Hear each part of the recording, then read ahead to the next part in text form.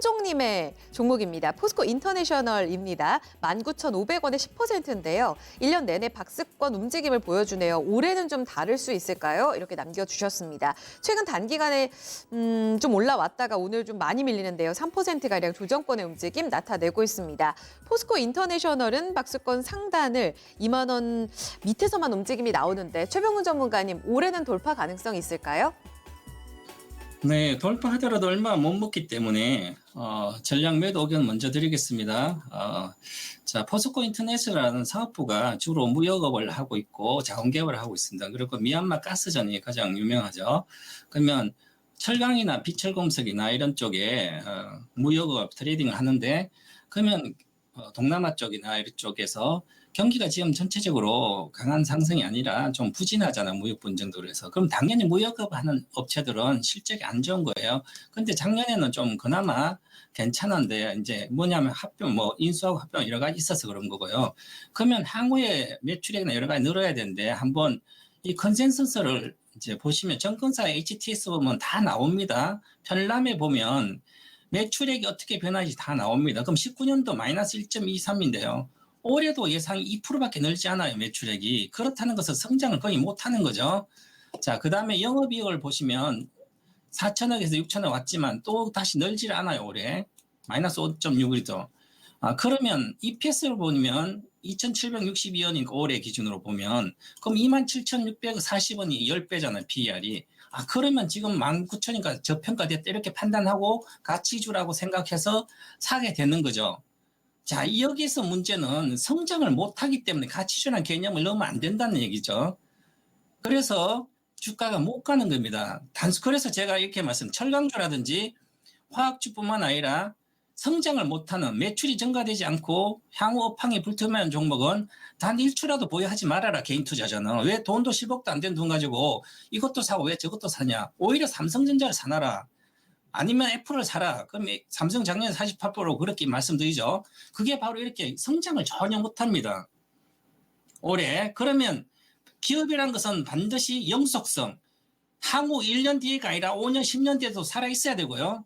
반드시 이익을 꾸준히 늘려야 돼요. 이익을 늘지 않으면 도태됩니다. 그런 측면에서 미얀마 가스전의 가스 가격도 지금 올라가지 않는 상태고, 그래서 전체적으로 모멘텀이 없는 상태예요. 그럼 최근 들어서 이란 전쟁 일어날 것 같으니까 잠깐 올랐죠, 이틀 동안 보시면. 자, 그래 봤자 오늘 급락합니다.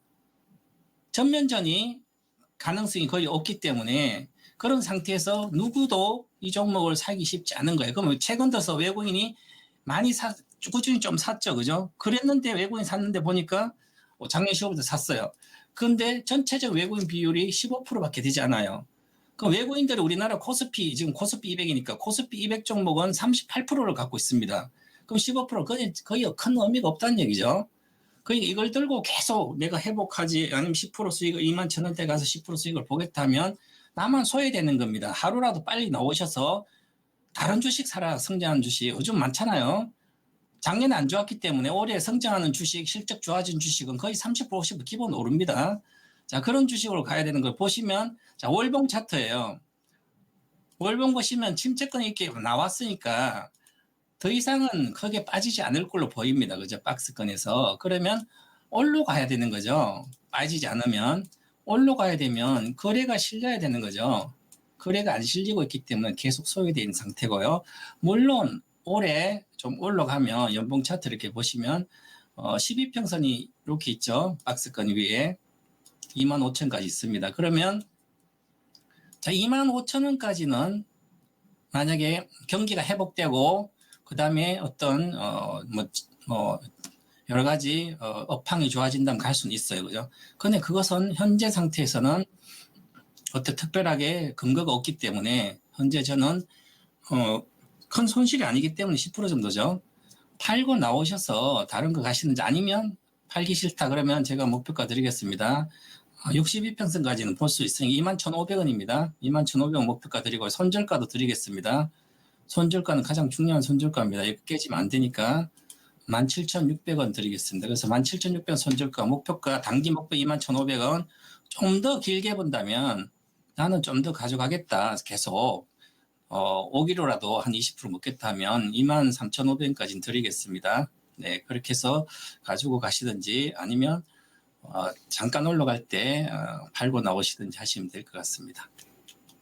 네, 사실상 지금 보수적인 의견이 나왔어요. 혼종님, 포스코 인터내셔널 대신에 좀 더 성장주로 갈아타는 전략도 고민해 보세요. 일단은 반등 21,500원 올랐을 때 팔고 나오자. 손절 라인은 더 중요합니다. 17,600원으로 제시됐습니다. 포스코 인터내셔널 두 번째 종목으로 가봤습니다.